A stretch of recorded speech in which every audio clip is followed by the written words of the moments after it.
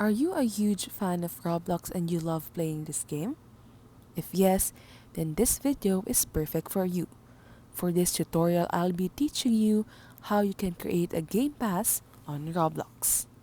Before we begin, might as well press the subscribe button for more videos and tutorials like this. To start, open a web browser on your laptop or PC and search for roblox.com. Once you're here, navigate to the top panel on your screen and press Create. It will lead you to this page where you'll see Creations, and under Creations, just press the world or the place that you have. This is a public place. Once you're here, navigate to the left panel and search for Associated Items.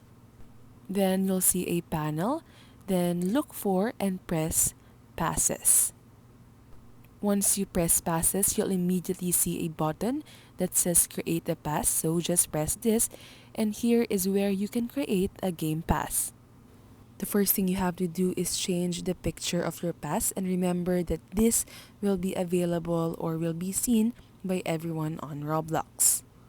After that, put or change the name of your pass, and remember that this will be visible to everyone as well. Once you're done, just press Create Pass, and just like that, you have a game pass on your Roblox. You'll see the game pass you created under Passes, so you can press that, and on the left panel, go to Sales.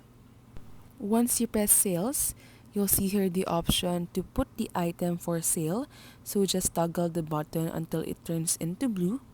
But before saving it, remember to also put a price in Robux of your Game Pass. Just remember that only a percentage of the price will be given to you.